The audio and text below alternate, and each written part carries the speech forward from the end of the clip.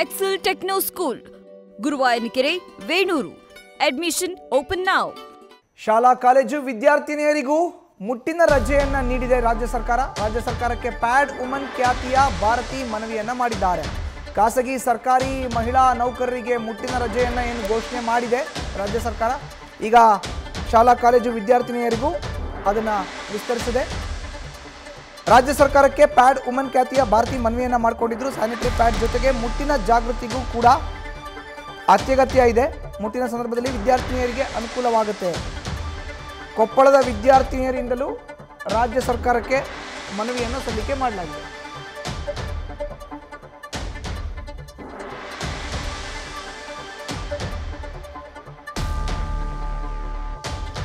ಇನ್ನು ನ್ಯೂಸ್ ಫಸ್ಟ್ನ ಮಹಿಳಾ ಮಾಣಿಕ್ಯ ಕಾರ್ಯಕ್ರಮದಲ್ಲಿ ಭಾರತೀಯವರಿಗೆ ಸನ್ಮಾನವನ್ನು ಕೂಡ ನ್ಯೂಸ್ ಫಸ್ಟ್ ಮಾಡಿದೆ.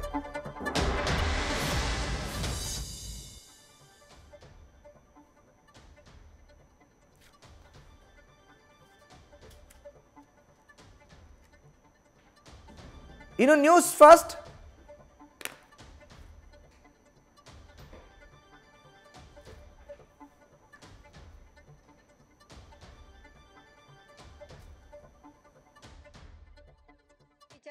ನಾನು 7 ವರ್ಷದಿಂದ ಕೊಪ್ಪಳದಲ್ಲಿ ಮುಟ್ಟಿನ ವಿಷಯದಲ್ಲಿ ಕೆಲಸ ಮಾಡ್ತಾ ಇದ್ದೀನಿ. ಹಾಗೆ ನಾವು ಸಾವಯವ ಪ್ಯಾಡ್ಗಳನ್ನು ಕೂಡ ತಯಾರು ಮಾಡ್ತಾ ಇದ್ದೀನಿ.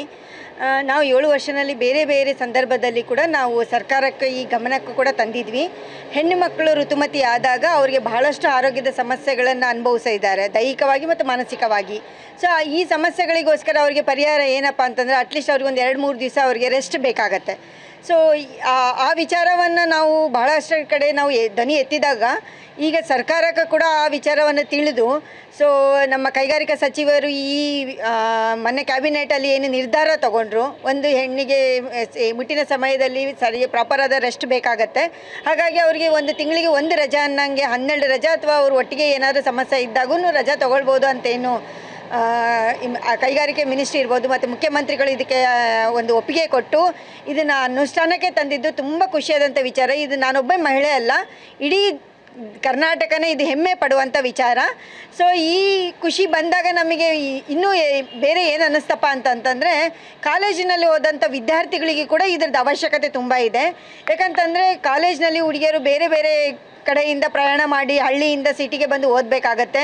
ಇಲ್ಲಿ ಬೇರೆ ಬೇರೆ ಸಮಸ್ಯೆಗಳನ್ನು ಕೂಡ ಎದುರಿಸ್ತಾ ಇರೋದ್ರಿಂದ ಆ ಹುಡುಗಿಯರಿಗೆ ಕೂಡ ಈ ಮುಟ್ಟಿನ ಸಂದರ್ಭದಲ್ಲಿ ಒಂದು ಪ್ರಾಪರ್ ಆದಂಥ ರೆಸ್ಟ್ ಬೇಕಾಗತ್ತೆ ಅಂತ ನಾವು ಕಳೆದ ವರ್ಷ 2000 ವಿದ್ಯಾರ್ಥಿಗಳಿಗೆ ಒಂದು ಸರ್ವೆ ಮಾಡಿದ್ವಿ. ಈ ಸರ್ವೆನಲ್ಲಿ ನಮಗೆ ಏನು ಅನ್ನಿಸ್ತಂದರೆ 30% ಹುಡುಗಿಯರಿಗೆ ಹೊಟ್ಟೆ ನೋವಿನ ಸಮಸ್ಯೆ ಇದೆ.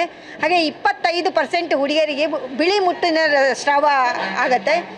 ಒಂದಿಷ್ಟು ಹುಡುಗಿಯರಿಗೆ 3% ಹುಡುಗಿಯರಿಗೆ ಕಡಿಮೆ ರಕ್ತಸ್ರಾವ ಆಗೋದು.